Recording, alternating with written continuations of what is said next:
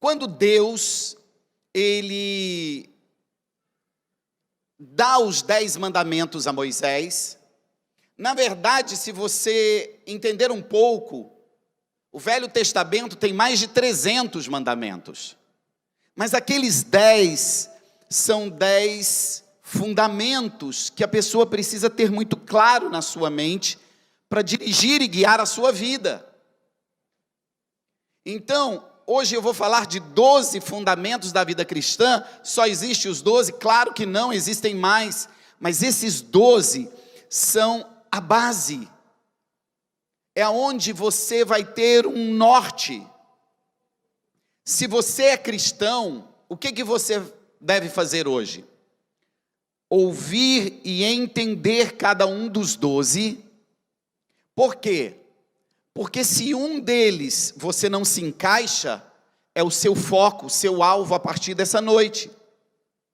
Então não é somente uma mensagem, ou mais uma mensagem de domingo. É um ensinamento, aonde todos precisam se analisar a si mesmo.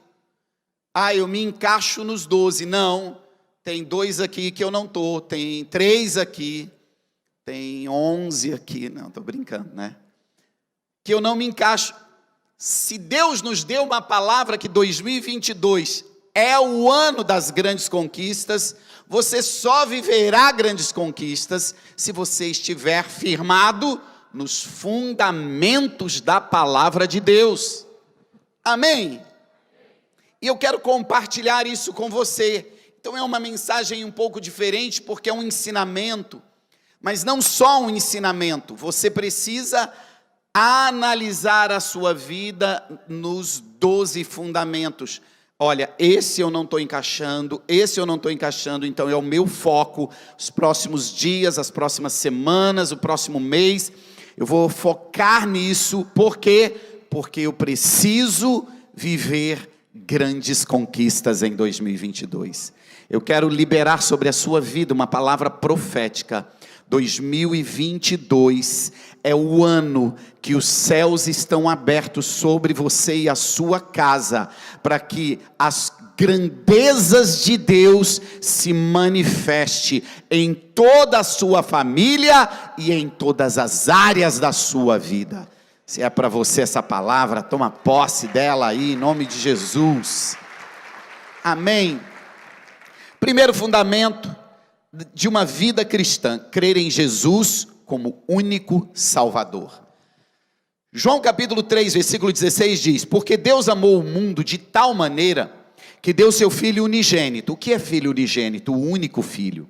Deus tinha um único Filho, Jesus, e Ele entrega seu único Filho para morrer no nosso lugar, para pagar os nossos pecados, para pagar as nossas iniquidades, os nossos erros, as nossas falhas. E olha que tremendo: de maneira que deu o seu Filho unigênito, para que todo que crer, não pereça, não morra, não seja destruído, mas tenha a vida eterna.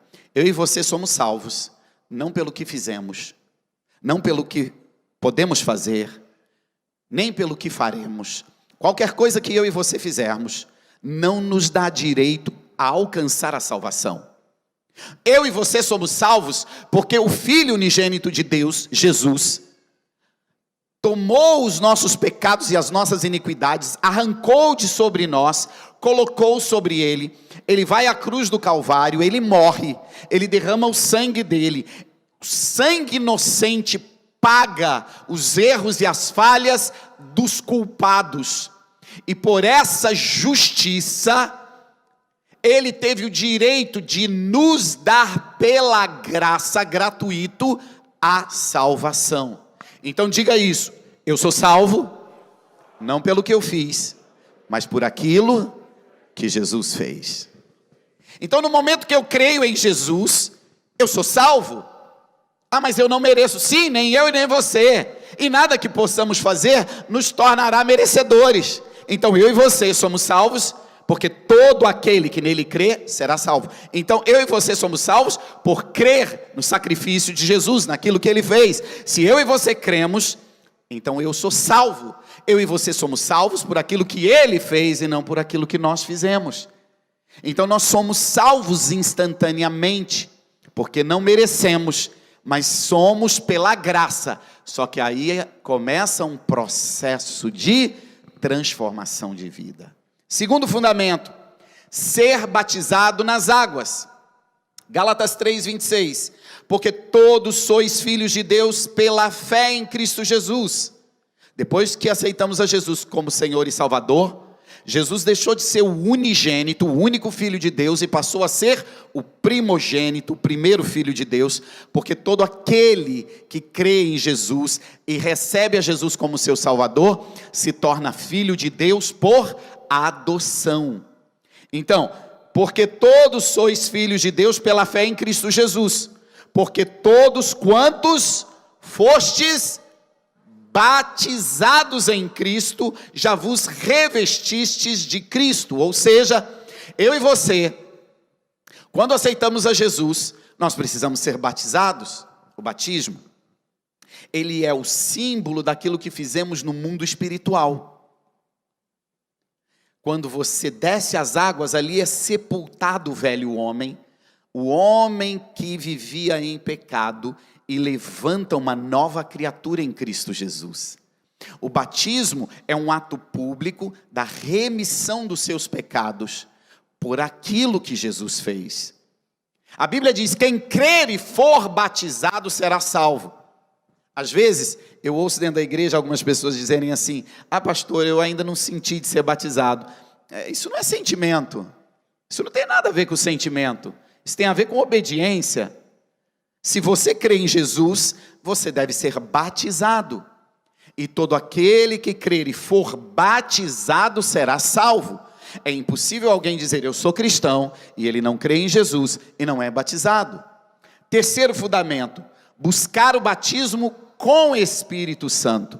Atos capítulo 4, versículo 31. Depois de orarem, os apóstolos, tremeu o lugar que estavam reunidos, todos ficaram cheios do Espírito Santo e anunciavam corajosamente a palavra de Deus. Olha que interessante, quando Jesus ressuscita, e ele vai aos céus, ele diz aos seus discípulos, ficai em Jerusalém, até que do alto vocês sejam revestidos pelo Espírito Santo. Eu estou indo, mas eu vou enviar um Consolador, o Espírito Santo, que será o seu ajudador. Ele estará com você todos os dias da sua vida. Aí olha a ordem dele, não saiam, não façam nada, até serem cheios do Espírito Santo.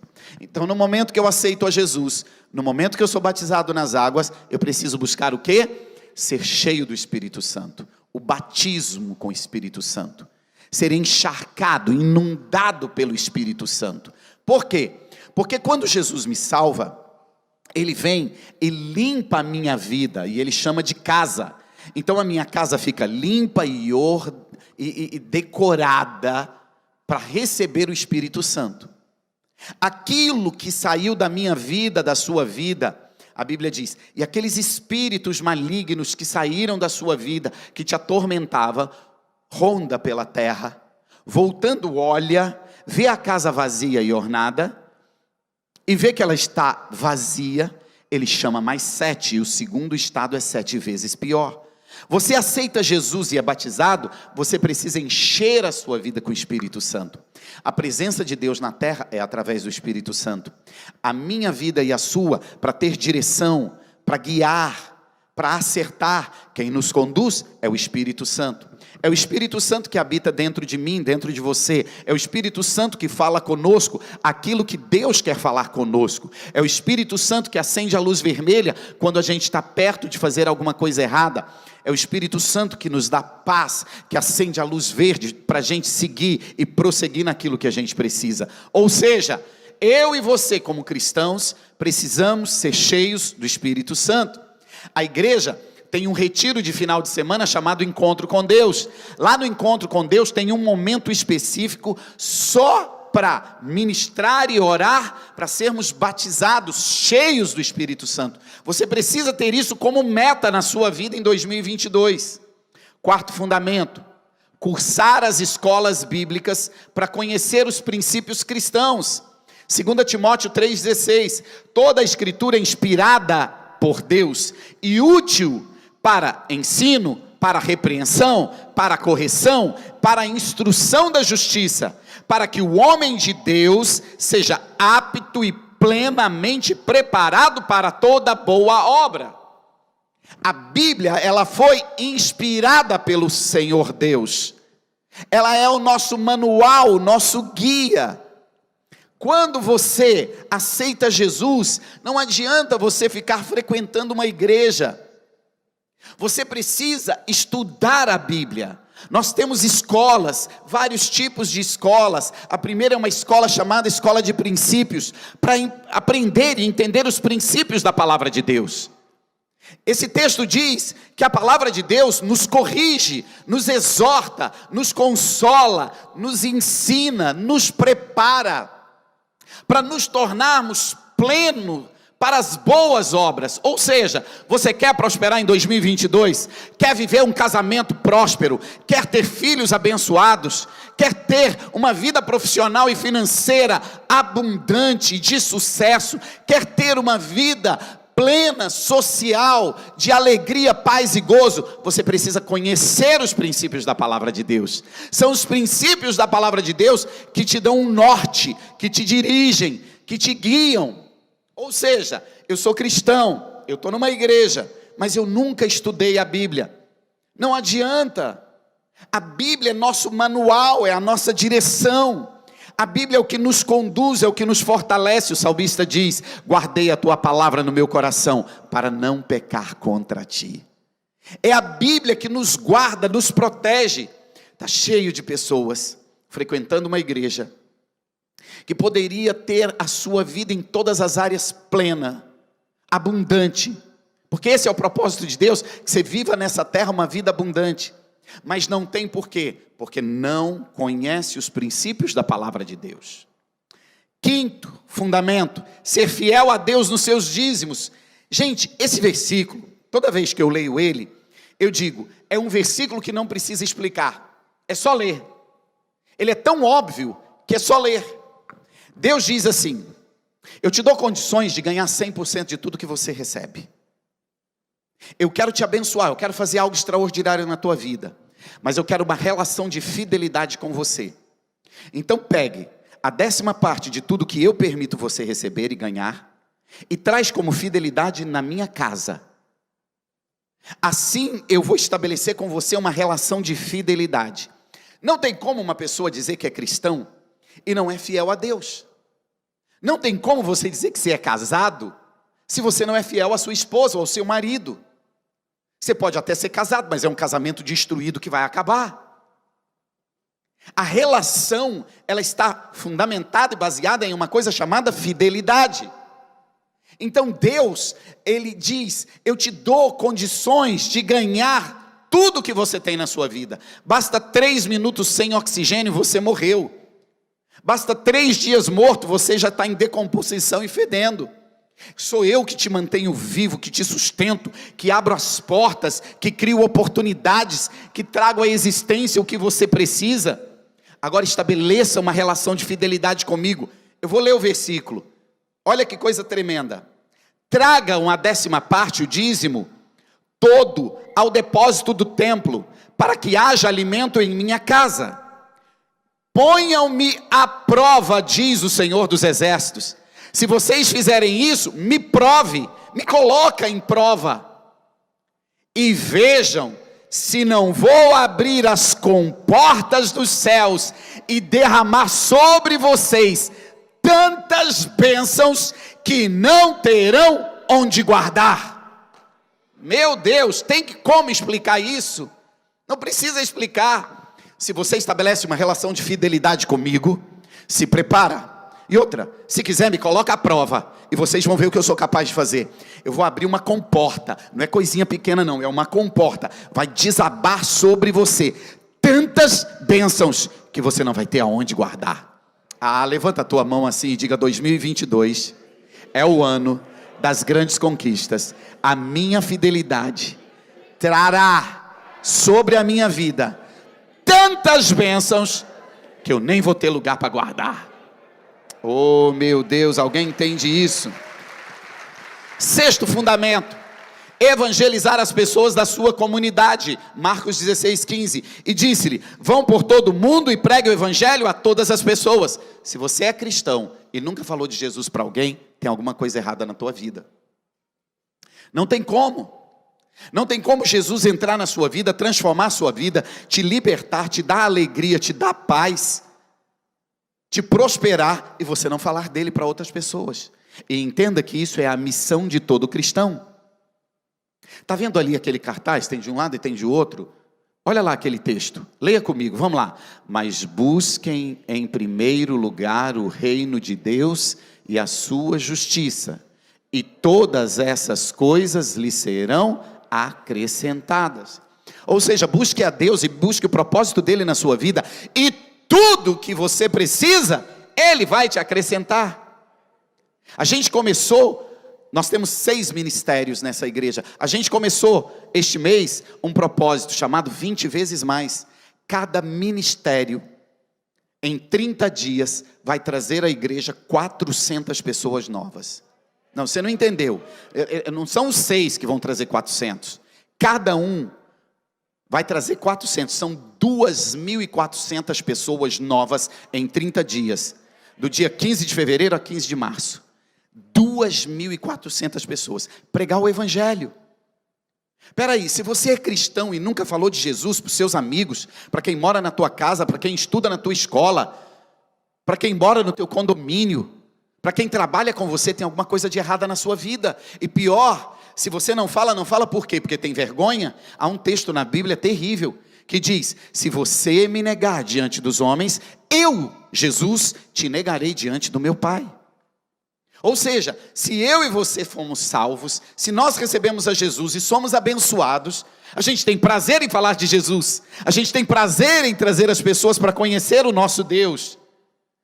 Isso é a missão de todo cristão. Sétimo fundamento: participar da Santa Ceia. Domingo que vem tem Santa Ceia. Lucas capítulo 22, versículo 19. Tomando o pão, deu graças, partiu e deu aos discípulos, dizendo: isso é o meu corpo, dado em favor de vocês. Façam isso em memória de mim. Da mesma forma, depois de ceiar, tomou o cálice e disse: este cálice é a nova aliança do meu sangue, derramado em favor de vocês. A Santa Ceia é o dia que a gente come do pão e bebe do cálice. Jesus disse: esse pão é o meu corpo. Ele não simboliza, ele não significa, ele é o meu corpo. Esse cálice é o meu sangue. Aí o apóstolo Paulo vem e diz: aquele que come do pão e bebe do cálice tem parte com Deus. Não existe nenhuma reunião na igreja mais importante do que a Santa Ceia. Você pode perder o funeral da sua avó, o casamento do seu filho, qualquer coisa, menos a Santa Ceia. Porque a Santa Ceia é o momento que eu como do corpo, bebo do sangue, tenho parte com Deus. É uma ordem: faça isso em memória de mim. Ou seja, a Santa Ceia é o momento mais importante. Se você é cristão e não participa da ceia, querido, você tem que rever a sua vida e entender o que está faltando, porque alguma coisa não está certa. Oitavo fundamento: participar da assistência social da igreja. 1 João 3,17. Se alguém tiver recurso material, e é engraçado que aqui não está falando se você é rico, se você tiver recurso material, e nem está falando só de dinheiro, às vezes você tem alguma coisa. Se alguém tem recurso material, vendo seu irmão em necessidade, não se compadecer dele, como pode permanecer nele o amor de Deus? O amor de Deus não está na sua vida. Se você tem condições e vê alguém necessitado e não ajuda, filhinhos, não amemos de palavras e nem de boca, mas de ação e de verdade. Cada igreja escolhe uma área de ação social para atender. Às vezes eu encontro pessoas na igreja dizendo assim: poxa, pastor, a gente podia ajudar os mendigos, a gente podia ajudar as crianças, os órfãos, as pessoas que foram abandonadas, as pessoas que estão em fase terminal. Querido, a igreja não tem condições de ajudar todas as áreas. Então a gente escolhe. Essa igreja é uma igreja que distribui alimento a todo necessitado. E agora a gente tem um projeto de alugar um armazém, porque a gente vai ampliar isso ao máximo. A gente não quer ajudar algumas pessoas, a gente quer ajudar a cidade inteira, a gente quer ajudar a região inteira. Em nome do Senhor Jesus, vai chegar um dia que quando acontecer um problema, uma tragédia, uma seca, uma enchente, a igreja vai mandar 3, 4, 5 caminhões para ajudar em qualquer lugar do país. Agora, você sendo cristão, vê alguém tendo necessidade e você não dá? A Bíblia diz: não tem amor de Deus nem você. O amor de Deus não está dentro de você. Por exemplo, a gente não tem uma estrutura para cuidar de pessoas dependentes químicas, mas existe uma instituição que faz isso. Então nós ajudamos essa instituição financeiramente. Nós temos um trabalho na igreja de evangelizar as cidades pobres e carentes e pequenas de Sergipe, agora em Minas Gerais. Você não tem condições de ir, mas financeiramente tem um custo. Então, ou seja, isso não tem nada a ver com dízimo ou com oferta, isso tem a ver com ser cristão. Se você vê alguém em necessidade, você tem, ou seja, a igreja tem uma área social, e você precisa participar dela. 9º fundamento, frequentar os cultos de domingo. Esse eu vou pular porque você já está aqui, né? Esse você não precisa, esse você já está bom nele. Mateus capítulo 18, versículo 20, pois onde se reúnem 2 ou 3 em meu nome, ali eu estou no meio deles. Entenda que você pode orar, jejuar, ler a Bíblia, isso é ótimo, perfeito, e tem que fazer isso mesmo. Mas só quando a igreja reúne, é que existe uma presença e um mover de Deus em um outro nível. Você pode orar, quando oramos em 2 ou 3, é diferente. Você pode crer, mas quando cremos em 2 ou 3, é diferente. Você pode estar buscando a Deus, mas quando buscamos em 2 ou 3, é diferente. A Bíblia diz que Ele se faz presente. Foi Ele que estabeleceu a unidade da igreja. Agora, quando você deixa de estar na igreja por qualquer motivo, choveu, não vem. Fez muito sol, não vem. Gente, fez frio, não dá para ir, né? Chegou uma visita, não vem. Ah, é férias, não vem. Eu tenho um amigo, ele tem uma família muito grande, 6 filhos, tem filho com 6 netos, outro com 4, é uma família enorme, e ele decidiu ir para a Rússia para assistir a Copa do Mundo. E ele foi com a família toda, filhos e netos, uma multidão. E aí a final da Copa do Mundo naquele ano, na Rússia, foi no domingo. E eu perguntei para ele como foi. Ele disse: a gente não assistiu a final da Copa. Eu, como assim? Leva a família toda, fica 40 dias na Rússia. Como é que não assiste? Ele disse: era domingo, né? Não tinha como. Nós fomos toda a família para a igreja, porque domingo é o dia do Senhor, é o dia que servimos ao Senhor, e não existe nada na face da terra que pode nos tirar de estarmos na presença de Deus. Talvez você pense assim: isso é legalismo, isso é religiosidade, isso é exagero. Eu vou dizer o nome disso: honra. Isso se chama honra. E a Bíblia diz que Deus honra quem honra a Ele. Tem gente que deixa de vir ao culto de domingo por qualquer motivo. Qualquer motivo. Você está doente, fique em casa. Agora, não estar, é um cristão, passar a semana e chegar no início da semana, o primeiro dia, não estar na presença de Deus, para se preparar para a sua semana, agradecer a Deus pelo que passou, buscar a presença dEle. Sabe, um domingo eu estava pregando aqui e eu disse: essa vai ser uma semana extraordinária na sua vida, Deus vai te guardar, Deus vai te proteger. E aquela semana, na segunda-feira, eu passei mal à noite, na terça-feira eu tive Covid. Isso foi lá atrás, ninguém era vacinado, nem nada. No outro domingo eu não estava na igreja, e assisti o culto online. E quando eu estava assistindo, eu disse: engraçado, domingo passado, era eu que estava ali falando: você terá uma semana extraordinária.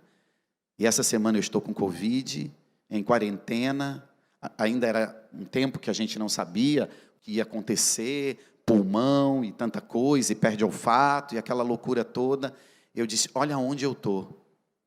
Mas graças a Deus que domingo passado eu estava lá, para ser revestido da presença de Deus, porque eu vou passar por isso, e nada vai me atingir. E foi assim que aconteceu. Essa pode ser a melhor semana da sua vida, ou a pior. Saiba de uma coisa, sendo a melhor ou a pior, o Deus que está neste lugar essa noite, vai te cobrir e te guardar, e pelo melhor ou pelo pior, você vai passar, e domingo que vem você estará mais forte, mais próspero, e mais cheio da presença de Deus. Amém?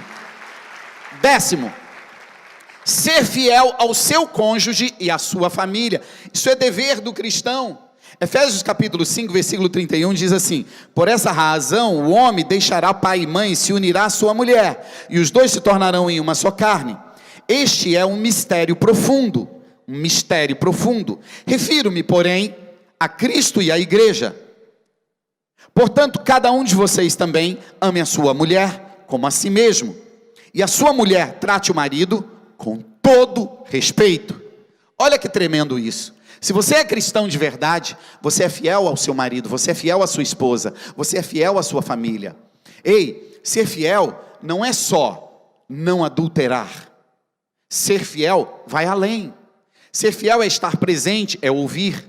Ser fiel é aconselhar, é ajudar, é promover, é proteger, é trazer provisão. Você é homem, dê o teu sangue, faça o teu máximo, vai além, mas provê a tua casa, a tua esposa e os teus filhos. Sabe, é um absurdo você encontrar mulheres falando mal dos seus próprios maridos. Ah, é brincadeira. Brincadeira não, o coração só fala. A boca só fala do que o coração está cheio. É isso que você pensa dele mesmo. Ei, você tem que tratar ele de forma correta. Você tem que respeitá-lo. Cristão de verdade tem o seu núcleo familiar como a coisa mais importante da face da terra abaixo de Deus. E como cristão de verdade, você precisa cuidar, você precisa ser fiel, você precisa proteger, você precisa ter zelo, você precisa prover, você precisa promover.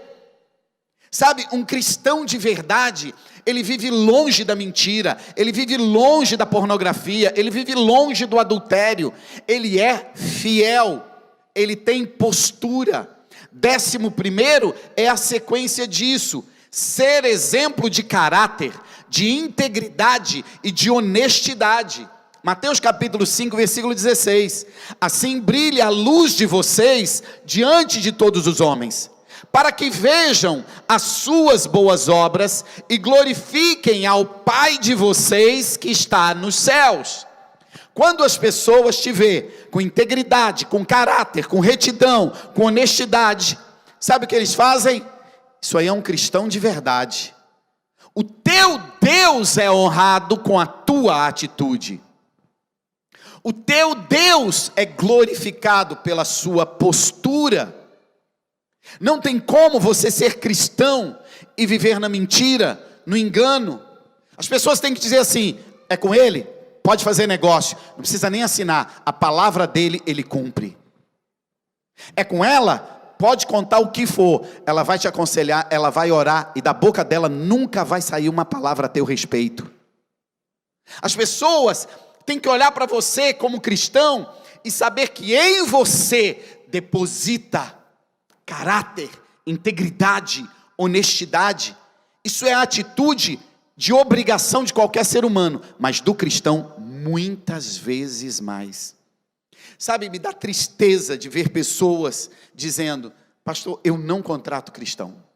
Cristão é folgado. Cristão não trabalha bem. Sabe, você talvez esteja generalizando, e não é verdade. Mas a expectativa do mundo a nosso respeito é alta. E a nossa obrigação é superar a expectativa do mundo. Se eles são honestos, nós somos mais. Se eles são íntegros, nós somos mais. Se eles têm caráter, nós muito mais. Nunca me esqueço uma vez que eu tive uma situação com meu filho, ele tinha lá uns 6, 7, 8 anos, não lembro. Fui dar um remédio para ele, um xarope, e ele chorava, não queria tomar, sempre uma confusão. Filho, você tem que tomar, isso aí é para sua tosse. E aí eu fui dar para ele, né? E fui com um copo d'água, paizinho, toma, tá ali, é vermelhinho, gostosinho e tal, toma. Ele, tá, pai, tá. Ele tinha uns 7, 8 anos. E aí eu disse, toma e eu vou te dar água. Aí eu dei para ele pôs na boca, eu pus a água assim, ele foi tomando a água, ficou toda vermelha. Eu tirei o copo, tomou, papai? Tomei.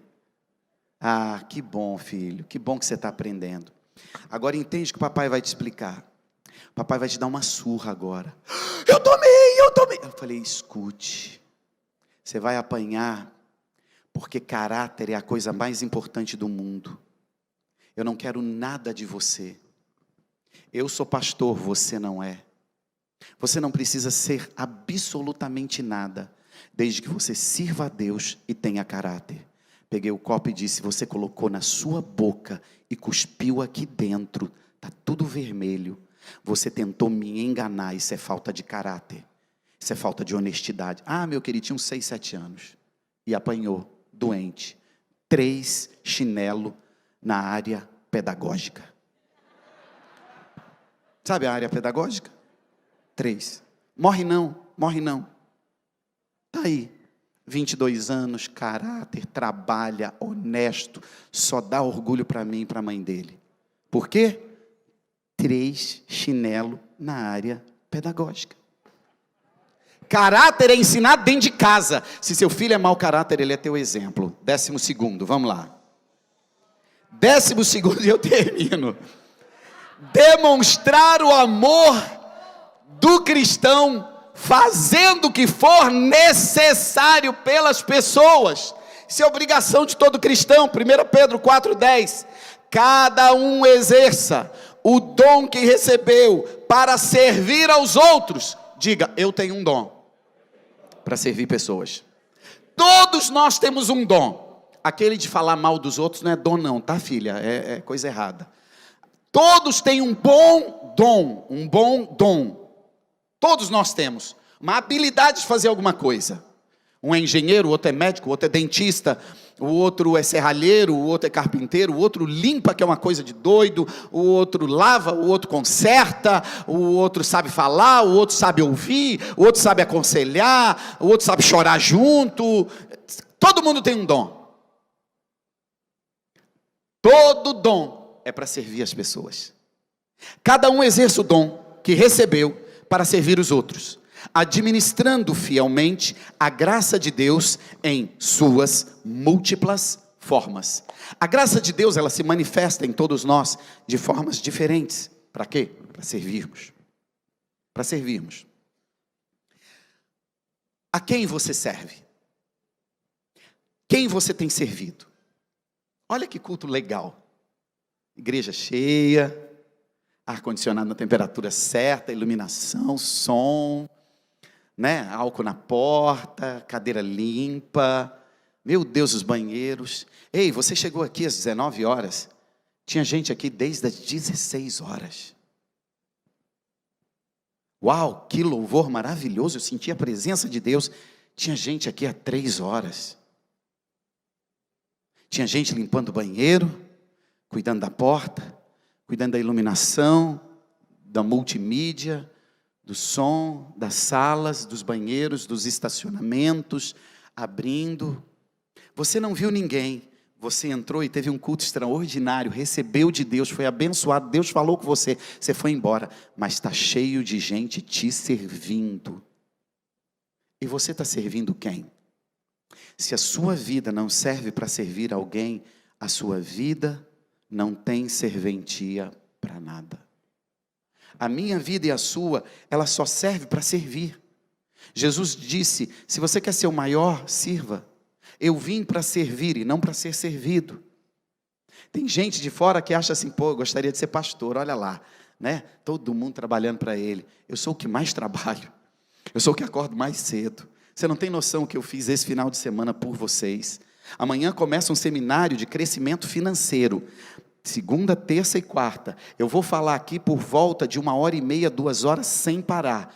Não caiu do céu, não recebi o WhatsApp de Jesus, não recebi e-mail do Espírito Santo. É muita leitura, é escrever, é preparar, é organizar, é estudar, é aprender para servir vocês, para que vocês prosperem financeiramente.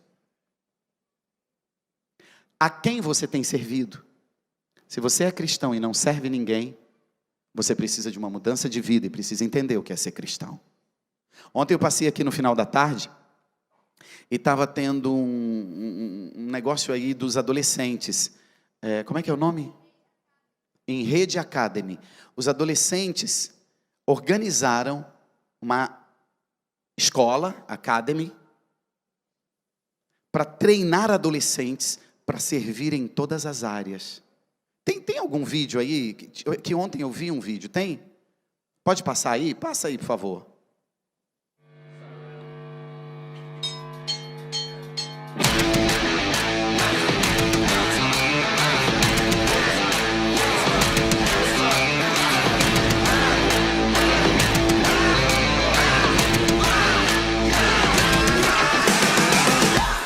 Sinner, I'm a saint. I'm gonna live it unashamed. All of my days are for Jesus. All of my words gonna see this. I'm not broken, I am saved. All my sins are washed away. I got a brand new identity. I died to myself and he lives in me. Lives in me. I'm pure, I'm clean. I'm not who I used to be. I got a brand new nature. Now I'm a new creation. I keep a step with the Spirit. Your word is 11, I read it. Living on fire for Jesus. My heart is on fire for Jesus. I'm not who I used to be. Será que veio alguém hoje no treinamento? Treinamento de líderes, não sei se veio alguém. Acho que não. Será?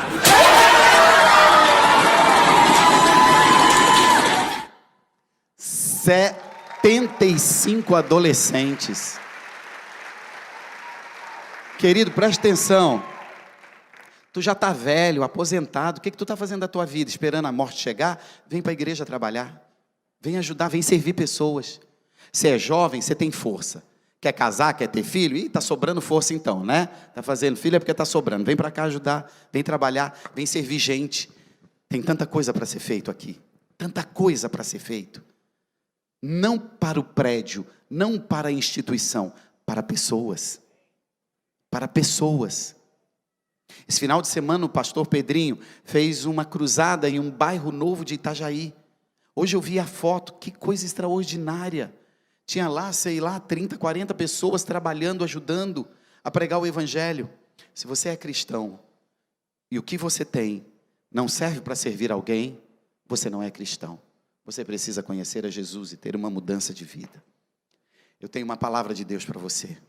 Aquele que busca o reino de Deus em primeiro lugar, tudo e todas as coisas Deus acrescenta na vida dele. Paz, saúde, família, prosperidade, dinheiro, filhos bem-sucedidos, todas as áreas da sua vida serão prósperas. Receba essa palavra da parte de Deus como uma instrução para a sua vida. Veja qual área você não encaixa. Tenha ela como foco a partir dessa noite. Faça dos próximos dias e próximas semanas um exercício de ajustar essas áreas na sua vida. E o ano de 2022 será o ano das maiores conquistas da história da sua vida. Amém?